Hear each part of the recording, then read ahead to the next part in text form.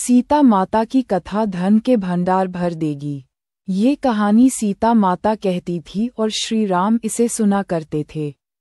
एक दिन श्री राम भगवान को किसी काम के लिए बाहर जाना पड़ गया तो सीता माता कहने लगी कि हे भगवान, मेरा तो 12 वर्ष का नियम है, अब आप बाहर जाएंगे तो मैं अपनी कहानी किसे सुनाऊंगी।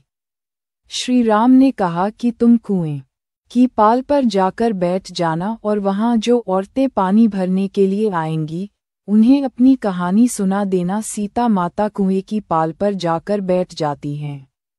एक स्त्री आई। उसने रेशम की जरी की साड़ी पहन रखी थी और सोने का घड़ा पहन रखी थी और सोने का घड़ा ले रखा थी।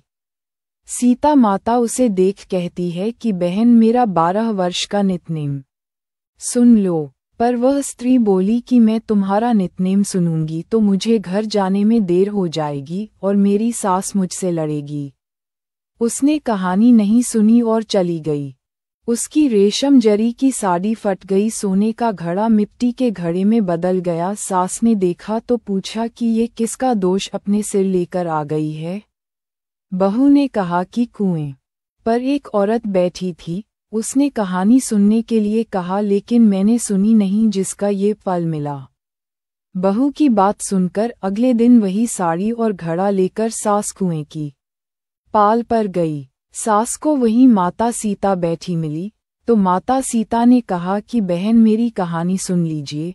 सास बोली कि एक बार छोड़, मैं तो 4 बार कहानी सुन लूंगी। राम आए, लक्ष्मण आए, देश के पुजारी आए, नितनेम का नेम लाए। आओ राम, बैठो राम, तपी रसोई जियो राम, माखन मिश्री खाओ राम, दूध बताशा पियो राम, सूत के पल का मोठो राम, शाल दुशाला पोथो राम, शाल दुशाला ओढ़ो राम, जब बोलूं जब राम ही राम, राम सवारे सबके काम, खाली घर भंडार भरेंगे, सबका बेड़ा पार करेंगे।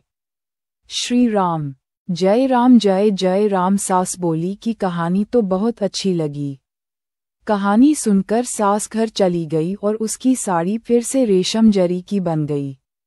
मिट्टी का घड़ा फिर सोने के घड़े में बदल गया।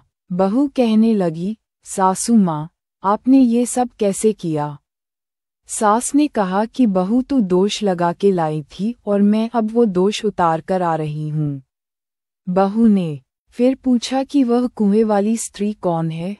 सास बोली कि वे सीता माता थी, वे पुराने से नया कर देती है, खाली घर में भंडार भर देती है।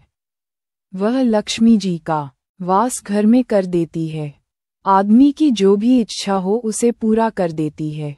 बहू बोली कि ऐसी कहानी मुझे भी सुना दो। सास बोली कि ठीक है, तुम भी सुनो। और सास ने कहानी शुरू की। राम आए, लक्ष्मण आए, देश के पुजारी आए, नितनेम का नेम लाए। आओ राम, बैठो राम, तपी रसोई जियो राम, माखन मिश्री खाओ राम, दूध बताशा पियो राम, सूत के पल का मोठो राम, शाल दुशाला पोथो राम, शाल दुशाला ओढ़ो राम, जब बोलूं जब राम ही राम, राम सवारे सबके काम, खाली घर भंडार भरेंगे, सबका बेड़ा पार करेंगे। श्री राम जय राम जय जय राम। कहानी सुनकर बहू बोली कि कहानी तो बहुत अच्छी है। सास ने कहा कि ठीक है, इस कहानी को रोज कहा करेंगे। अब सास बहू रोज सवेरे उठते, नहाती धोती और पूजा करने के बाद नितनेम की सीता की कहानी कहते।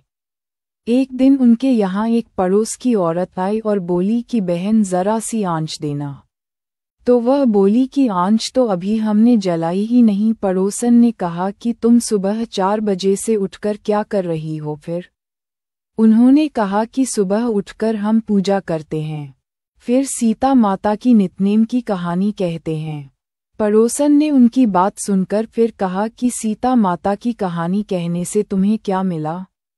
वे बोली कि इनकी कहानी कहने से घर में भंडार भर जाते हैं, सारे काम होते हैं, मन की इच्छा भी पूरी होती है। पड़ोसन कहती है कि बहन, ऐसी कहानी तो मुझे भी सुना दो फिर। वह बोली कि ठीक है, तुम भी यह कहानी सुन लो। सारी कहानी सुनने के बाद पड़ोसन कहने लगी, बहन, कहानी तो मुझे बहुत अच्छी लगी। अब वह पड़ोसन भी नितनेम सीता माता की कहानी कहने लगी। कहानी कहने से सीता माता ने पड़ोसन के भी भंडार भर दिए। बहन, कहानी तो मुझे बहुत अच्छी लगी। अब वह पड़ोसन भी नितनेम, अब तो पूरे मोहल्ले में नितनेम की कथा चल पड़ी। हर किसी की मनोकामना पूरी होने लगी। हे सीता माता, जैसे आपने उनके भंडार भरे, वैसे ही आप हमारे भी भंडार भरना। कहानी सुनने वाले के भी और कहानी कहने वाले के भी। उत्तर प्रदेश, बिहार, हिमाचल प्रदेश और हरियाणा के कुछ क्षेत्रों में आज भी यह कथा सीता जयंती पर सुनाई जाती है। प्रेम से बोलो सीता माता की जय, और जाने से पहले जय श्री राम और सीता माता की जय लिखना ना भूले, और हमारे कहानी को शेयर और लाइक अवश्य करें।